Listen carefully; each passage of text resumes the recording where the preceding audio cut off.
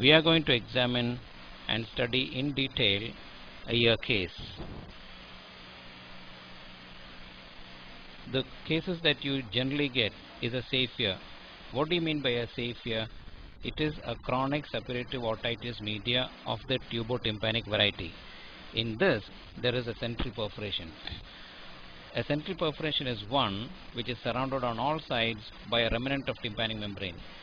Here, the annulus is intact.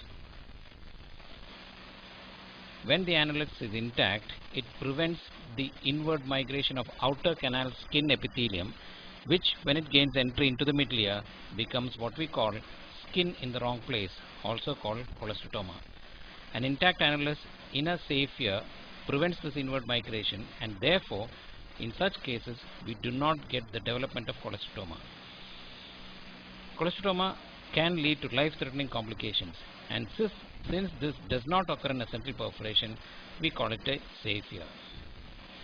Here you see a chronic suppurative otitis media of the tubotympanic variety with a central perforation. Here, the perforation is surrounded on all sides by a remnant of the tympanic membrane. In this case, the annulus is intact, as a consequence of which the outer epithelium cannot migrate into the middle ear, wherein which a cholesteatoma cannot develop. This, therefore, we call it a safe ear, since life-threatening complications will not occur. How do we work up a ear case? The workup of a ear case involves, number one, examination under microscope and studying the case in detail. If there is pus, then it is sent for culture sensitivity. If the ear is dry, we perform what is called a patch test. An aluminium foil is placed on the eardrum, and if the patient regains hearing, it means the ossicular chain and the rest of the sound conducting mechanism is intact. We will perform a pure tone audiogram to find out the level of hearing loss and whether the neural component is intact.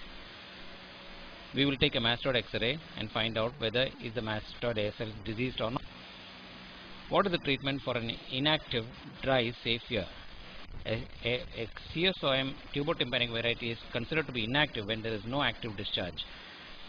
In such a case, the treatment involves, number one, if a patch test shows adequate hearing recovery, and if the audiogram shows adequate cochlear reserve, meaning that there is no sensorineural component, then the treatment is myringoplasty.